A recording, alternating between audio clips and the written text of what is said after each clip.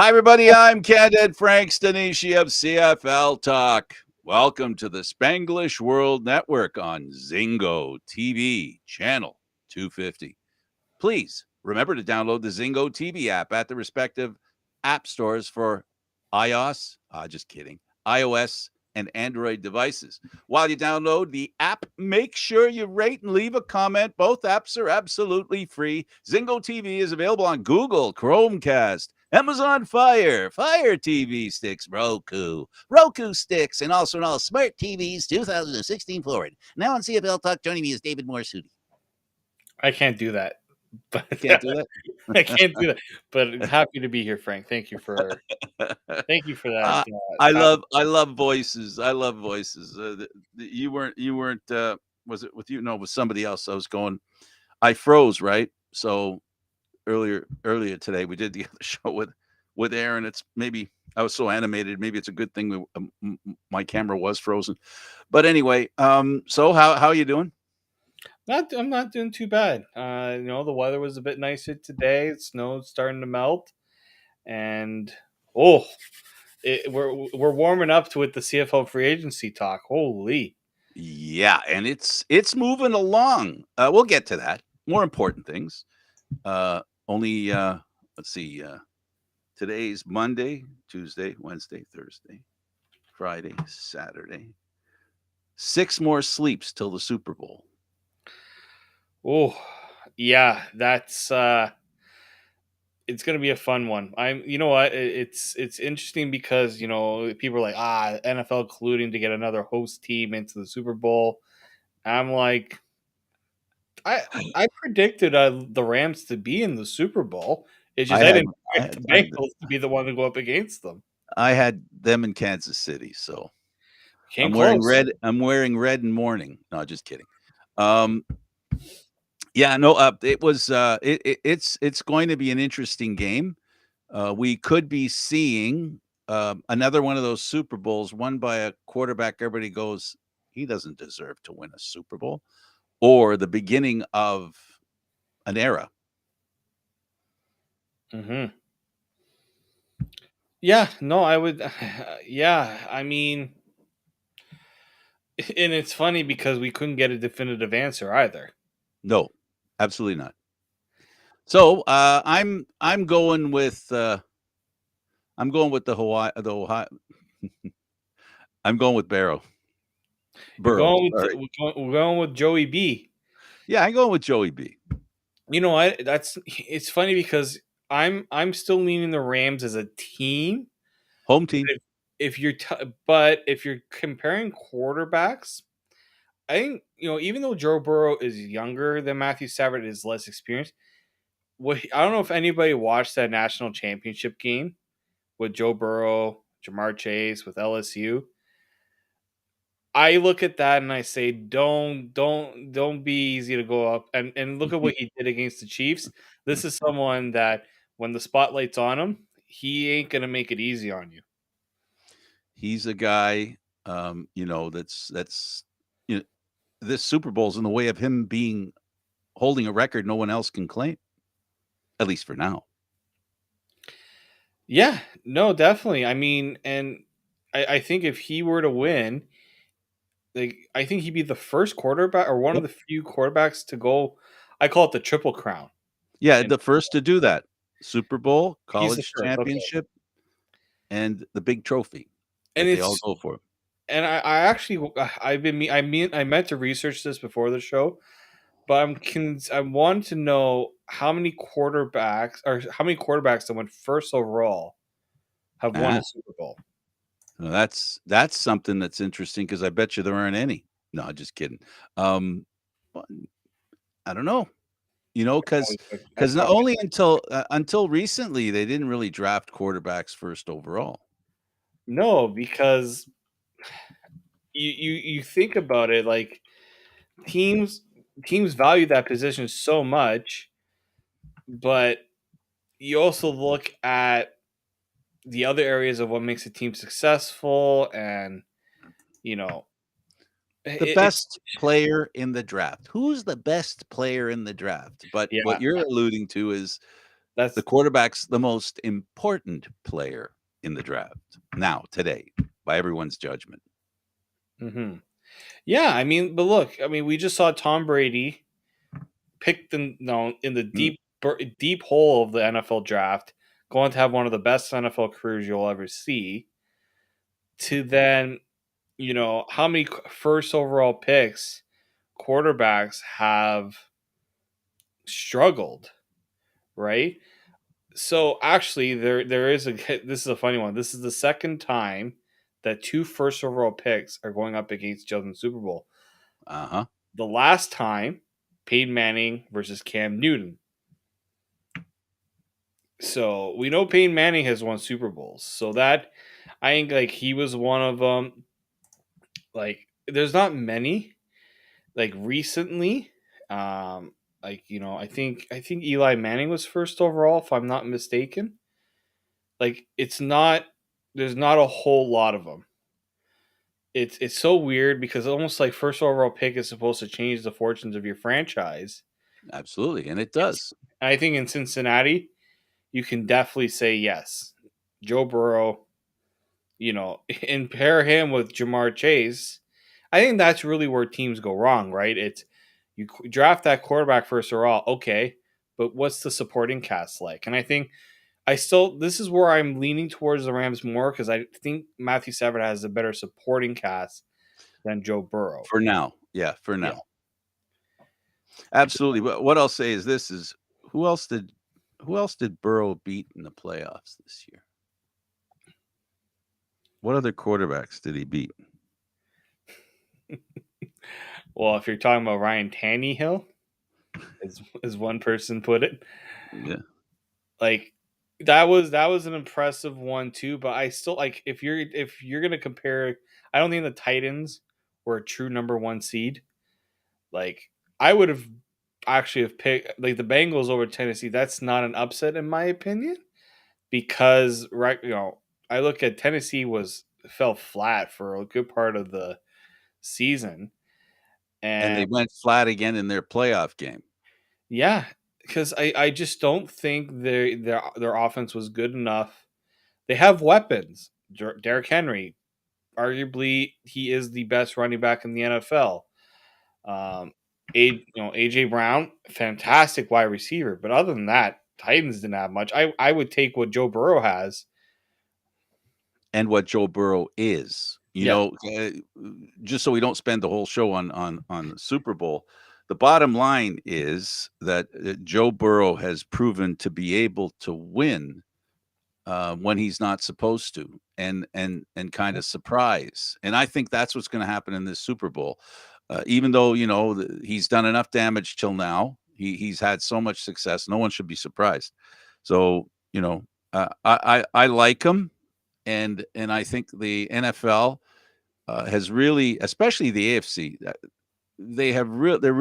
they've hit into a real gold mine of quarterbacks. It's something I wish, and I'll make a segue now. Something I wish for the Canadian Football League. It's the one thing that we're not getting in the Canadian Football League, and that is some young quarterbacks that are dislodging.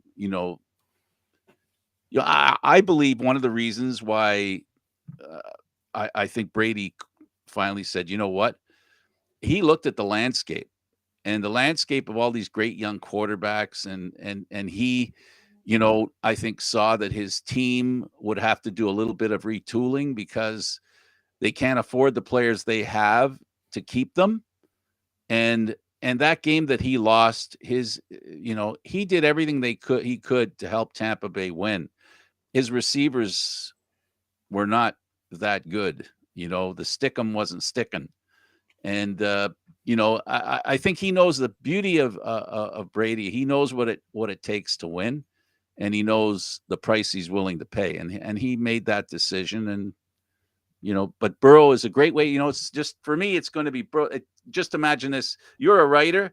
The story, It's the the year story. Brady leaves is the first year for Burrow. I just see a story being written already in that context, in that sole context. Well, and and look, you were starting to see that with Patrick Mahomes, and Mhm. everyone's pretty much put Josh Allen and Patrick Mahomes as like the next Brady, Peyton Manning rivalry. Just two guys that will likely be going head to head in a lot of playoff games. Joe Burrow, He's in the making it more interesting. yeah, like yeah, especially the AFC for sure. The NFC, it's more of the older guard. You have like the Aaron Rodgers, Matthew Stafford, like the quarterback. Yeah, I would say the quarterback competition in the NFC isn't like what it is in the They AFC. just don't have the young apparent up and coming quarterbacks. I mean, there could be 3 quarterbacks in the NFC right now that we're not seeing doing it, right? That all of a sudden, boom, they'll flower, right? Because that the position at quarterback is so fundamental, um, you know, with a team. They grab all the attention. Offense does. Defenses do what they need to do. They are um, they are the players that are most satisfied with getting at the quarterback. That's where the stars are on the defense, the guys that get the quarterback. So, it's going to be a fun Super Bowl. I know I'm going to enjoy it because I never get enough of football. For Oh, yeah. those that think that it's CFL or nothing, I'm sorry, I don't think that way. I think football is football. I prefer the Canadian Football League if both are on. Well, I don't really watch the NFL while the Canadian Football League's going because I want to make sure I watch all the CFL games. So you were right. We took a little bit of detour into the Super Bowl. Free agency is very interesting. I want to start with this subject. How well do you like what Sean Burke is doing in Ottawa, and how, in my mind, quickly he is doing it? Well, and this is the thing, right? Right now, if we're gonna say which team is winning free agency, it has to be the Ottawa Redblacks based on all the guys they were bringing in. The quality, too. Quality too, right? And it's not just the Jeremiah Mazzoli. What do they do with Mazzoli? They bring in someone he knows very well in Ackland. Then they bring back Auckland. Powell, who was great for them when they were. I mean, I'm a little bullish on Powell. Just I don't know. He's getting up there. He hasn't been the same running back, but maybe this rejuvenates him. But it's also you know he's bringing in who he knows, right? Sean Burke is picking at the guys he knows. Oh, and he knows the guys. He Yeah. knows them well. Just slide this in about Ackland.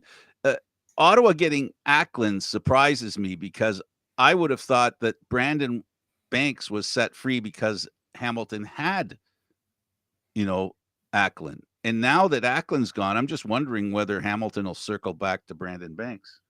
Well, I think Brandon Banks is also maybe looking to see how the dust settles with other players, right? The Mhm. wide receiver class right now isn't the best in terms of how what's really out there. Brandon Banks might be one of the better players available, so he wants to make sure he's maximizing, his negotiating position. And he's laid out for Hamilton Tiger Cat fans. He's let them know how much he loves them. He thinks he's wonderful, and he would have come back to Hamilton at a home team discount. So if he goes somewhere else, he's saying Hamilton didn't want him. If he's saying that, and nobody wants to disagree with him, or Hamilton doesn't say it, doesn't any pushback from that statement, nobody's going to resent him leaving. No, and I don't think anyone should resent him, right? Not at all. He gave them, what was it, 8 of his best years or so. He gave them his best years, right? He's not the same Brandon Banks when he first came into the league and was dominating as one of the better, all around offensive players. So like if you're Hamilton, like you also, I said this after the Super Bowl, you kind of need to turn the leaf a little bit in terms of you got to bring in some newer players because you've went through another disappointing Grey Cup loss. You have to kind of change it. But also, David, don't forget that the best years that Hamilton had were Brandon Banks' best years. Go ahead. Yeah, no, definitely, right? And and Jeremiah Mazzoli was a part of that too.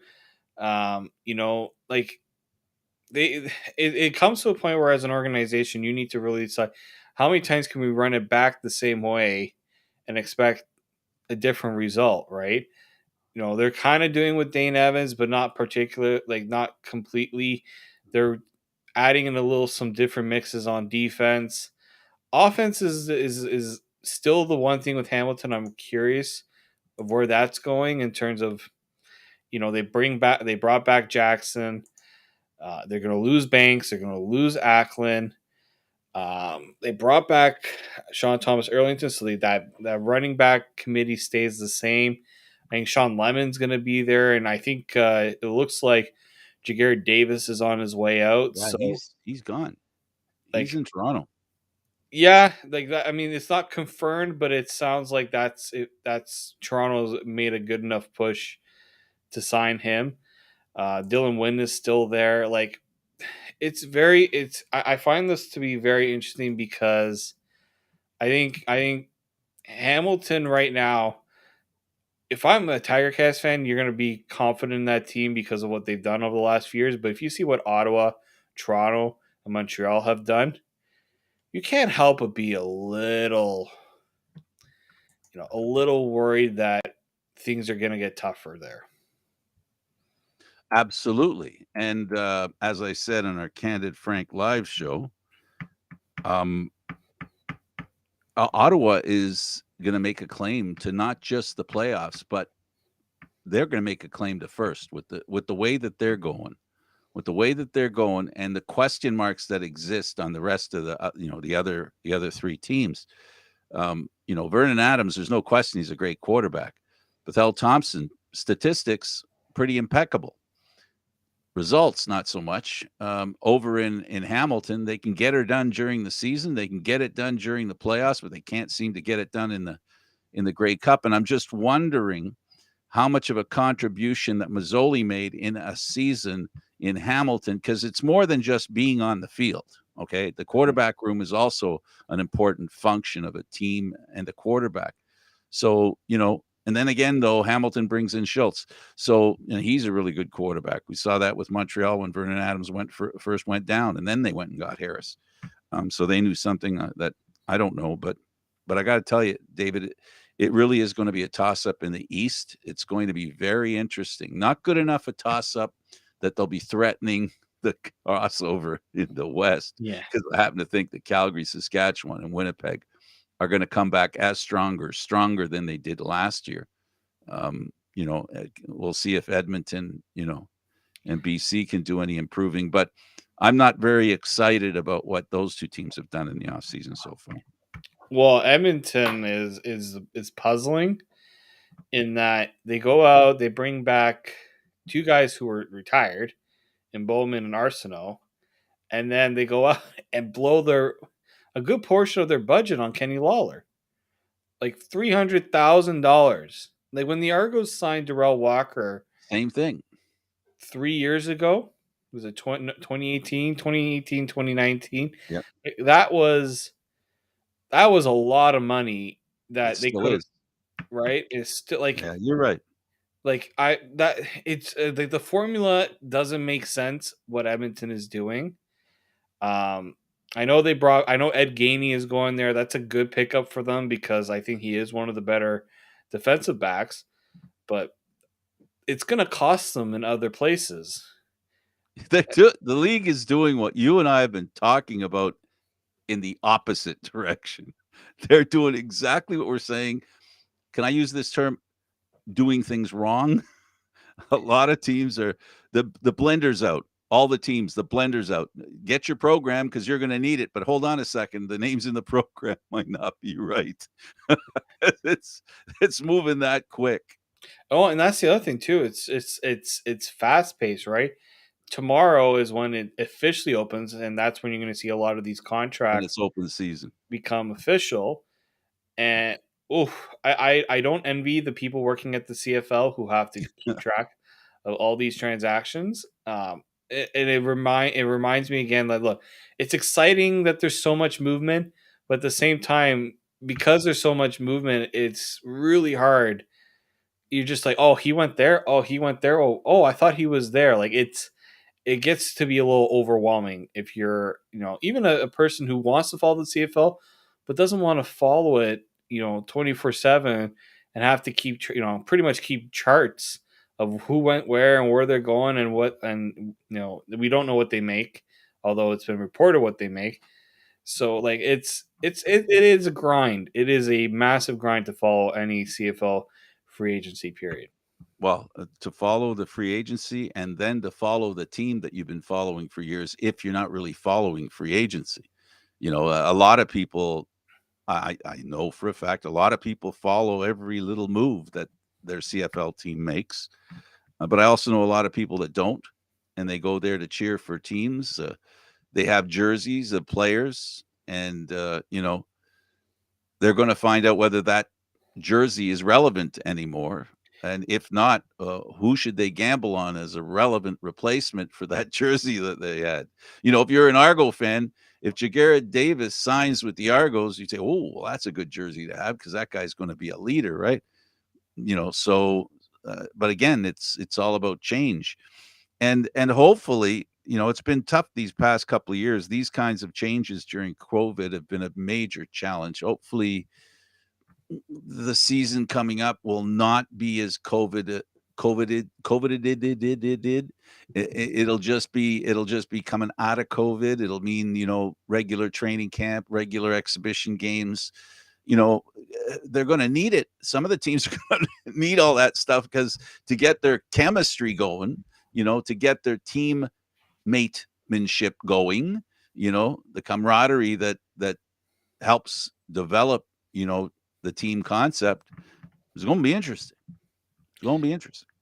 And look, and you look at, and I'm gonna bring the NFL into here just because you look at the teams that are constantly there, and continuity remains, I think, the biggest reason why a lot of teams are where they are. Yeah, there's gonna be certain teams that will make a run, like the Rams with putting in a new quarterback, but the system and the continuity was there from the beginning. And I look at, I think really we talked about this with Hamilton and Winnipeg. There's a reason why they're always there. The formula hasn't changed. The Yes, there's players moving in and out, but there's a core. There has been a core for a good number of years that you can follow with that team, and there's almost like a lead that has been an established pedigree that every player that comes to that team has to follow and continue with. And I think if you're a CFL team, like, it's funny because when we had Danny on last week, Danny Austin, he was like, Calgary wasn't given 1 year contracts. They were trying to get 2 years. Sometimes that costs more, sometimes that costs less. But what it does is it at least establishes some sort of, this is not something we're trying to do for 1 year. We're trying to build something that can be somewhat sustainable. Absolutely. And that's the issue really is that you want to sustain some kind of consistency that the players help give you when they're with the team for more than a season.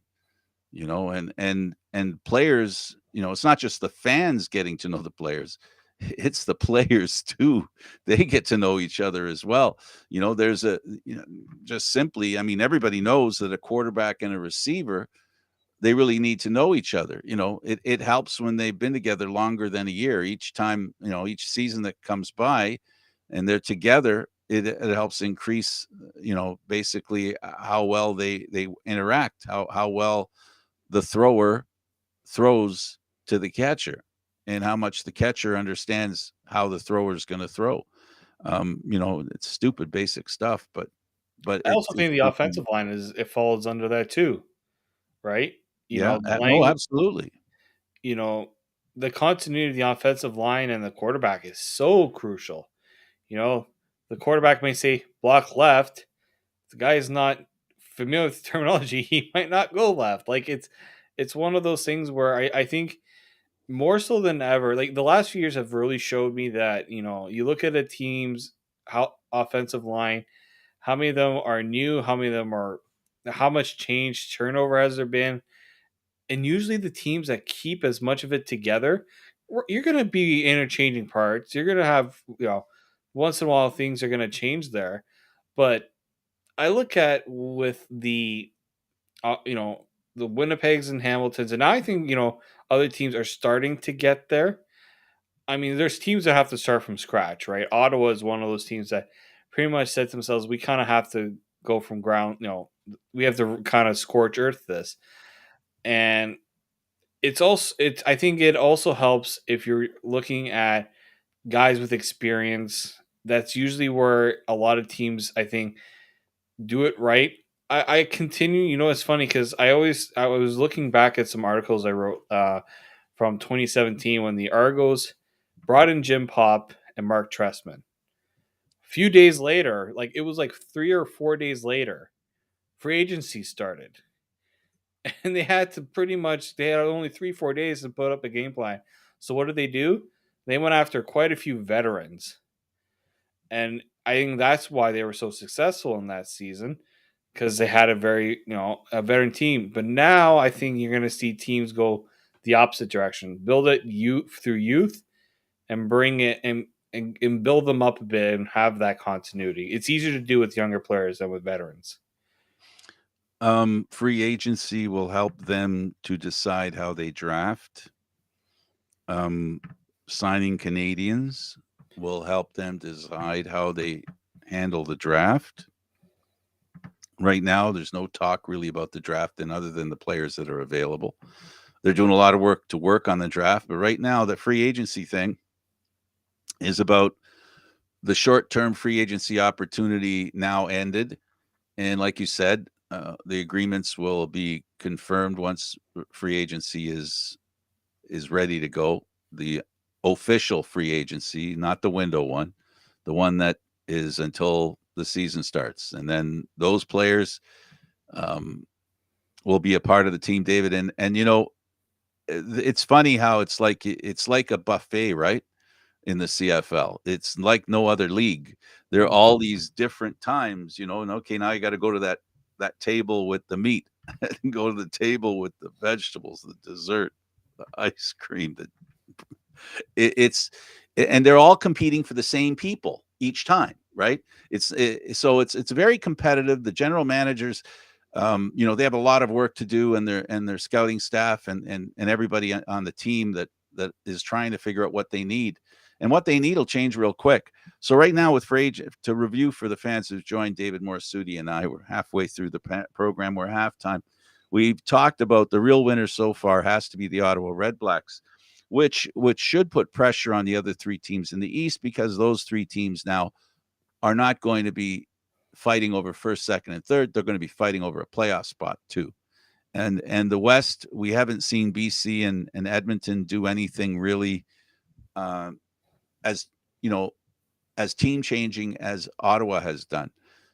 Now, how much help is it, David, in free agency that'll be left, considering who's already gone? A lot of the plums are off the tree. This is where the whole legal tampering period. I get why they're doing it because players and agents were doing it anyways, and teams are doing it anyways. But it does take away like some of that mystery of what's like. There's going to be a lot of things happening on free agency, but you look at the best players. Most of them have already been locked up, or we already know where they're heading. So yeah, I think teams are going to have to be very very careful, because what happens is if you have a team that might have money left over, then either we're going to use it or we're not using like, and then players that are left over, and if they see that they can take advantage of a situation, especially if they are a player of that's desired, a player that is in command and can maybe spruce up his His maximize resume? return. Like that's what Kenny Lawler did, right? He had a few teams that wanted him. Oh Jeremiah yeah. Masoli did the same thing. He had two teams gunning for him. We were worried whether Jeremiah Mazzoli was going to get the money. Well, guess what? He found a way to do it. Well, But we did also say that he was, him and Harris were the only two experienced quarterbacks that have won before and that were MVPs in their career. So, that kind of quarterback, I mean, the GM said it right. Sean Burke said not often do players like Mazzoli come up available, of that quality. no, and I'm a little surprised we haven't heard more on the Trevor Harris front for that reason. Like, I don't know if you saw what Greg Ellingson has said about him. Like, there might not be a more accurate quarterback in the CFL. Like, I'm a little surprised that Mazzoli went first for that reason because I thought the Red Blacks and Alex could have looked at Trevor Harris first and say this is someone that's really have done has done it and can really turn a team. Like, both those teams need a turnaround, and I thought Trevor Harris would have easily been a good candidate to get that done. But maybe, the age and how much he has left in tank, maybe that plays a factor. I don't know. Well, But what I'm he told us on the show, David, was that he was going to wait till the dust settled, and I assume by dust he means he wanted to wait for the legit free agency. and you know what? I that sometimes can work because a team might be like, you know what? If you're willing to fit what we have to offer you, it might be a better situation. Well, look at it this way. Look at it mathematically. If there were two quarterbacks available for, let's say, four teams, that's stretching it, maybe three in reality. Mhm. If there were two quarterbacks available for three teams, even as few as three teams, once that first quarterback goes off the market, now you're dealing with one quarterback and two teams, you know, fighting over him. If that's the case, if they both want him, and between now and then, we've seen some pretty strange goings on. I don't know. Is there a situation where we could see a quarterback get traded? I'm not sure we can, because I think we're seeing the early news tells us that a lot of the teams are making their commitment. We saw what Edmonton did with their quarterback. Mhm. We saw that in BC they don't have a starting quarterback. That's decided. A proven We CFL starting quarterback. Yeah. Yeah, and in Alberta, both quarterbacks, we know who they are, and I don't see either of them getting traded. Edmonton spent some money, readjusted a contract to basically give Arbuckle security that he was going to be there. Winnipeg's not doing nothing. Then you got Toronto signed Bethel Thompson. Hamilton signed the guy that started in the Grey Cup for them, right? And then they brought in Matthew Schultz, a pretty good number two. I think one of the best number twos in the league. And, Montreal's circling back to Vernon Adams. Ottawa got Mazzoli. Trevor Harris is going out west if he's going anywhere. Yeah. No, I think it's either he figures it out in Edmonton or BC decides we'll give Nathan Work a little bit of more time, because if you're bringing Trevor Harris, you're not starting Nathan Work over Trevor Harris. Like, yeah, BC and Edmonton are really the only two and teams that and does BC do the opposite of what they did with Riley, where they basically, they opened the bank for Riley, right? Do they now use a different plan of attack if they believe they're the only ones that Harris has to go to? I think some teams will play hardball with Trevor Harris because Trevor Harris will say you need a starting quarterback, and they'll say we have a starting quarterback, That's and then right. That's where they're all at, and then except for BC. Trevor Harris is going to say, well, that's her starting quarterback isn't better than me, doesn't have the experience I bring. Trevor Harris has. There's only like two quarterbacks that have as much experience than Trevor Harris. That's Bo Levi Mitchell and Zach Caleros. Other than that, no other team or quarterback should feel that they have any edge over Trevor Harris. Like, I think highly of Trevor Harris. I know he hasn't had the win, hasn't won that Grey Cup. But there are a lot of a lot of these guys that have been signed that haven't won a Grey Cup either. So I think that's the biggest domino I'm looking for is the Trevor Harris one, because I think signing him could actually be a game changer for the team that brings him in. Is it possible? And we saw strange activity last time where we saw quarterbacks change hands that we thought were locked in. Nichols was supposedly locked into Toronto, as was Arbuckle in Ottawa, and then they were traded. Is it possible there's a team out there that will trade the quarterback they have? BC signs Trevor Harris. Is there a questionable quarterback other than the guys that we mentioned? I don't think the only one in my mind that is questionable to any degree, and not much of a degree, not questioned, because Bethel Thompson has great numbers. He's a great leader. He's a good guy. The, does Toronto even want Harris? Is Harris the guy that they want? The people in charge in Toronto, is Harris the kind of guy they want? And I don't mean that in a personal sense. I mean in a way he plays quarterback sense. So, they're all set right now already, unless something happens, between now and training camp, David. BC's the only team that doesn't have a quarterback and I'll put it this way, that a team has not made a big investment in. Every other team has made a big investment in their quarter. Because if you're spending more than $300,000 for your quarterback, you're making a big investment. It's a big part of your cap. 350, 400. Yeah, and that's the thing, right? Is BC trying to change the tune on that of not wanting to spend the money and put it elsewhere?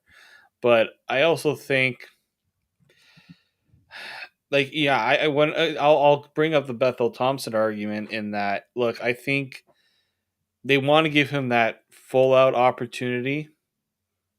Is this one more chance for him? Do I they I I, I do they have go through another off season where they just didn't cut it? There were a couple of years there when he was there when the team let him down. yeah. No, So, I think last year was his first chance with a good team to see how far he could take the team. I think they believe in him. I mean, I saw what Pinball Clemens said about him before they signed him, and I'm like, that led me to believe that they were going to bring him back and they're going to ride with him. But I think if you're the Argos, you're this is kind of you're not going to do it all over again if it doesn't work out. I think they're going to give him his legitimate shot, and then they'll have to wait and see how that works. And maybe Trevor Harris decides to wait until training camp, where teams may well, that might decide how teams go too, because injuries play a factor too. Trevor Harris he'll be. I think he can play this multiple ways. I think they can all benefit him if he does it right. The dust settling. He said it. He knows. He's been through the grind. He knows how things can change between the end of free agency and the beginning of the season. He's been there, done that. So I think he has a good idea of what it's like. And then don't forget, if the CFL doesn't work out, there are other leagues this coming year that'll be starting up. There may be other opportunities. So, that's something that we as CFL fans and people who cover the CFL are more than aware of, that there is some competition out there. But I guess when it comes to the teams, we talked about Ottawa at this point. To this point, they've been probably the most effective bringer of players to their roster, key players. What do you see? Is there a team right now at this phase that you see, David, that'll be making some moves that are more interested in depth moves, players to not necessarily the big guys, the mid-range players, the ones that are available now, that who'll be dipping in a little more than anyone else? I'm gonna go with BC myself. Yeah, I was thinking about that. Well, we know it's not Calgary because Job Hopnickle says he can only afford McDonald's right now, so we know it's not them. I think Montreal. I don't really know how much Montreal has. I know they just re-signed William Stanback to a contract extension. Yes, yes. So they're an interesting team because I'm wondering if they have some money to spend there because they got rid of Schultz, they brought in Dominic Davis, they re-signed Vernon Adams. I'm wondering if there's more there. I think they want to see if they can really push it forward. And I think they need the depth because we know that that's a team that has some emerging players, but we Weineke. yeah, like Weineke was a big one. I'm curious to see, do they do anything on the defensive side of the ball. So I think Mm. offensively they're pretty solid there. I'm wondering if they try to do anything on defense to really give them a bit more of a chance. The pass rush, you know, the really good teams have one. In the case of Winnipeg, they have two.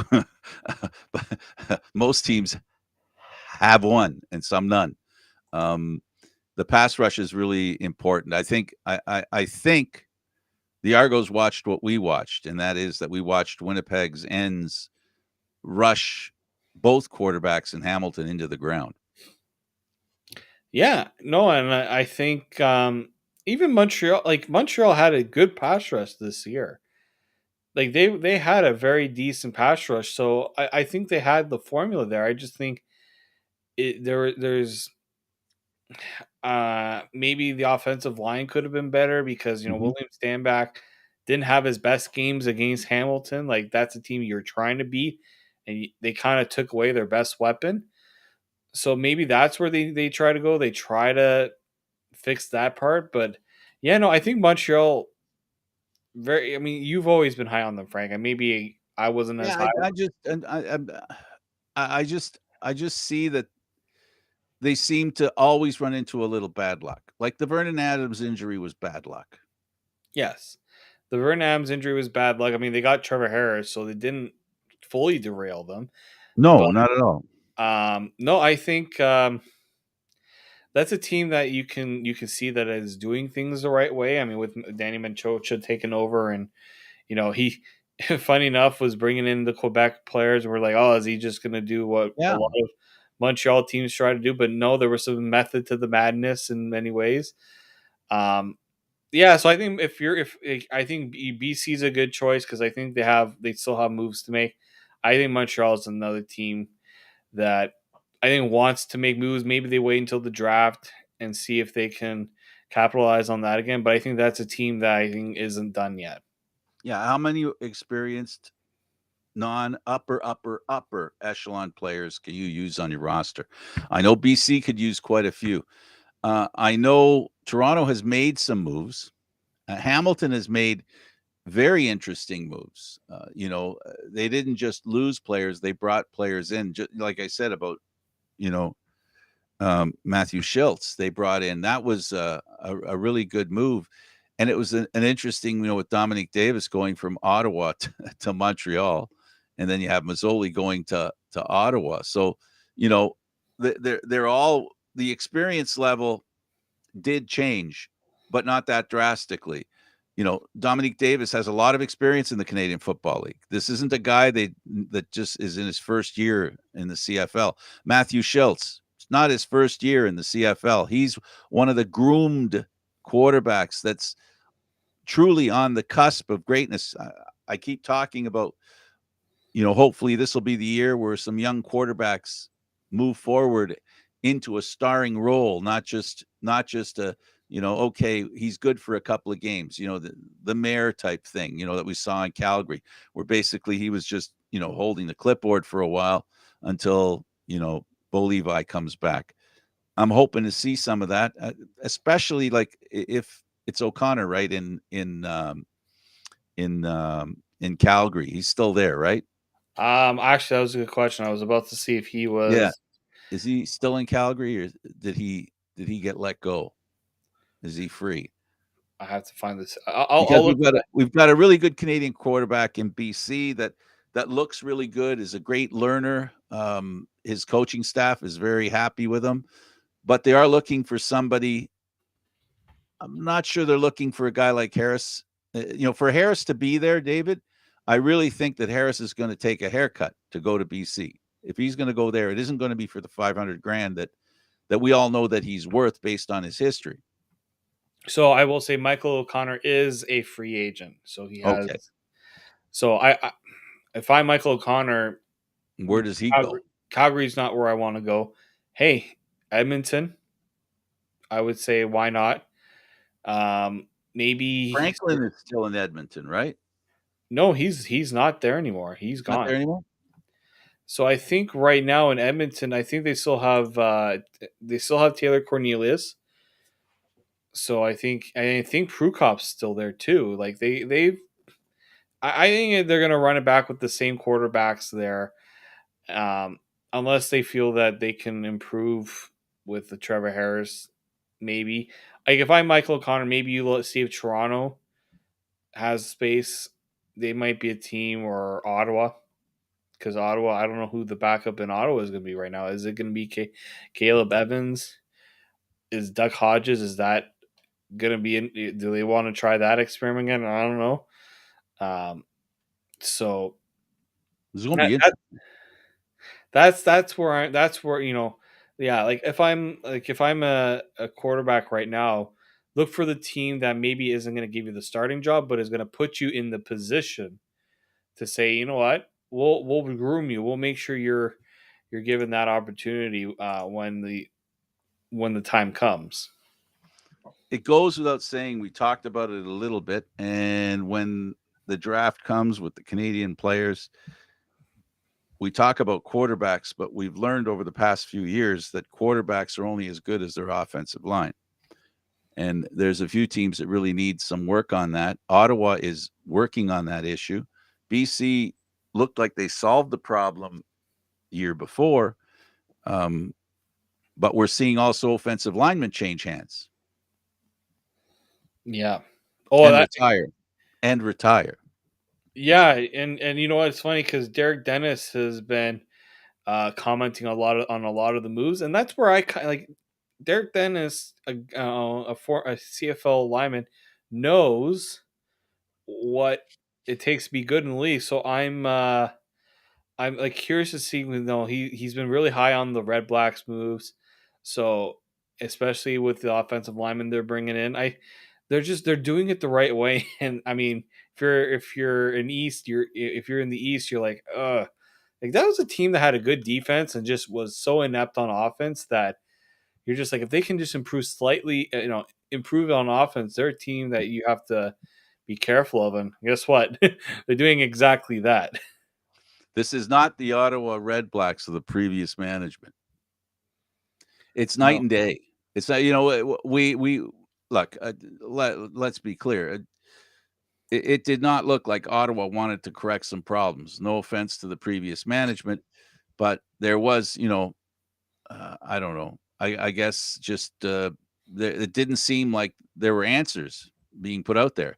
What we're learning with Sean Burke is he's not afraid to give answers, and he'll even invent his own questions to give answers to. And he has done a masterful job of if I were a player in Ottawa, if I were a fan in Ottawa, I'd be pretty happy with what he's doing. This sounds like all we're doing is giving Sean Burke, all the props. But he's the offensive line thing. That's why we slipped into this. Is that he understands what it takes to have a winner on offense. He knows what they need, and he'll go get guys that are on other teams that he thinks. He doesn't look like the kind of guy that's worried about training guys in a position. He's ready for the ready-made guys. He'll have to stop once he runs out of money, but it doesn't mean he's going to stop before he doesn't run out of money. And I like what he's doing. If I'm an Ottawa fan, I'm really happy with what he's doing. I mean, he's selling season tickets all on his own. Yeah, no, I mean, if you're a Red Blacks fan and you're disappointed with how the last few years have gone, this is signs that the team isn't just going to stand pat and say this. They recognize that this is a fan base that's went through quite an up and down, right? And the last 2 years have been so bad, and that you're like, oh, like and it's hard to preach patience there because it was just not going so well too. But there's another reason for that, David. They didn't have any reason to be patient. They No, had an expansion team that went to the Grey Cup. this They is had an true. expansion team the next year that won the Grey Cup.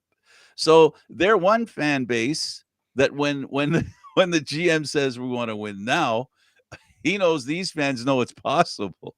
It's a reality. It's something that can happen. You don't need to. tell people, well, this is a long 3-year project. And in the CFL, 3 years is long. 2 years is reasonable. 1 year is an expectation in the Canadian Football League.